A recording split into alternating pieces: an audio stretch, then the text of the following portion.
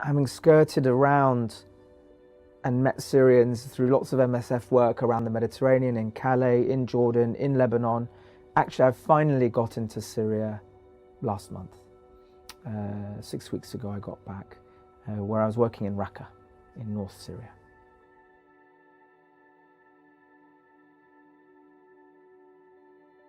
And you arrive, and of course it's not just to drive into town. There are bunkers, there are blown up vehicles, there are blown up bridges, there are danger landmine signs everywhere. You get the feeling that you are far away from anywhere, behind lots of checkpoints, in a zone that has clearly seen a lot of destruction recently. And it's a little bit eerie. It reminded me of Haiti. It reminded me of Haiti after the earthquake, where that level of destruction, that many buildings lying in rubbles across an entire expanse of a city. But it's just that much more sinister because it was much more complete. The destruction of Raqqa, just anecdotally looking as you drive through, compared to what I saw in Port-au-Prince, was much more complete and not a natural disaster. So it's sinister. Very soon after the end of the offensive, by November the 18th, MSF was in there, selected a house that hadn't been destroyed. You can put 3 trolleys. If you have expertise and you have materials, you can do quite a lot in a room, quite a lot. There are landmines and improvised explosive devices strewn across the city, the remnants of war, other things, other explosive devices intentionally placed there to cause injury, others that are landmines that were originally part of defensive fortifications, or just unexploded bombs that have fallen from an aircraft, and if you touch it, they go.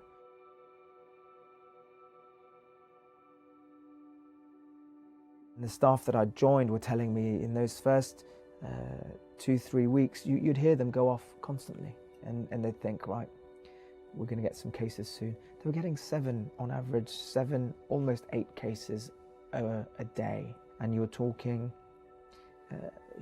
hand amputations, bilateral leg amputations, blown off, civilians being trucked in through the rubble. It's a level, I am told, a level of sort of mining or improvised explosive devices that's not been seen ever before. And it's in a civilian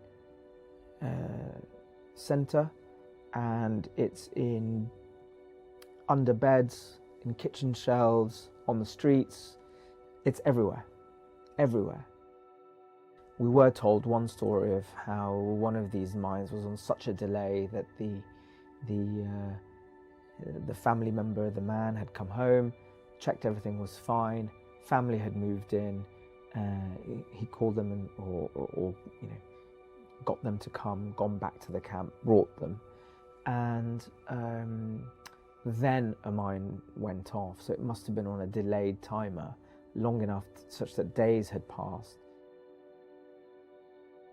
They're not packaged. We don't have x-rays. We don't have blood tests. It's a very different scenario.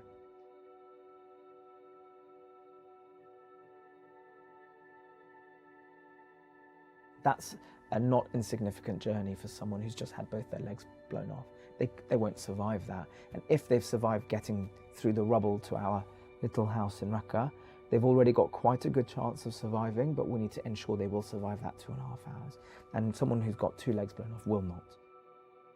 One such case arrived, and he was really very close. I couldn't feel his pulse, put it that way, but he was still breathing. I mean, he was quite literally in that window where there isn't quite enough blood left in your system that you can feel their pulse, but he's just about got enough blood in his system that's getting to the brain, and he is breathing. I mean, you're talking probably 3-5 breaths left before you die. I mean, it's literally just that moment.